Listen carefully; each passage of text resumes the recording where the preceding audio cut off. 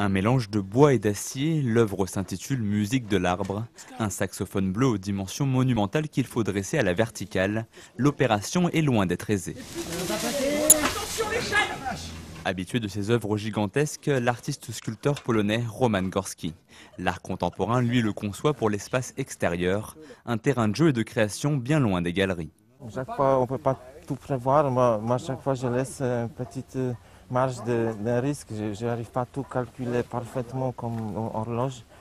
Mais je laisse toujours un endroit à un petit imprévu qui est après, pour moi, très intéressant parce que comme ça, j'apprends d'autres façons de travailler. Chaque fois, ça me pousse, chaque fois, c'est une expérience. Et pour cette nouvelle expérience, Roman Gorski s'est installé dans le jardin d'un particulier. C'est le concept de ce Grisicode, un circuit d'art contemporain qui se promène de maison en maison.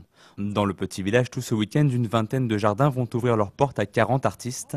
Juste à côté du pommier, Marianne Levexier peaufine les derniers détails de son exposition. C'est comme un Mikado en fait, quand on fait un accrochage, il faut que ça marche quoi, avec la lumière, faut s'approprier le lieu déjà. Dans un jardin, quand c'est le mien, ça va. Je change souvent et je me l'approprie. Alors là, je ne le connais pas. Donc ça met un petit certain temps à venir. Voilà. Marianne Levexier est artiste peintre sur et dans le béton. Après un peu plus de 2 décennies de peinture, c'est la première fois qu'elle expose sous les arbres. Une nouvelle approche donc de son travail, mais qui au final se révèle plutôt naturelle. C'est vrai que j'ai un travail qui est complètement en résonance avec la nature.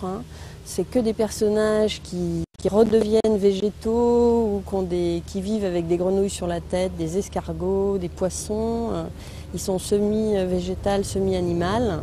Voilà, donc ça s'incorpore complètement au jardin. Transformer un jardin en exposition à ciel ouvert, c'est aussi une première pour la propriétaire des lieux. Oui, c'est sympathique. Oui. D'autant plus que j'ai toujours été attirée par les arts, de toute façon. J'ai une kyrielle de bouquins concernant l'art qui tient de la moitié de ma bibliothèque. Ça va même me donner des idées, sans doute. Ouais, dites-moi pourquoi alors un peu. Je sais pas, pour un agencement différent.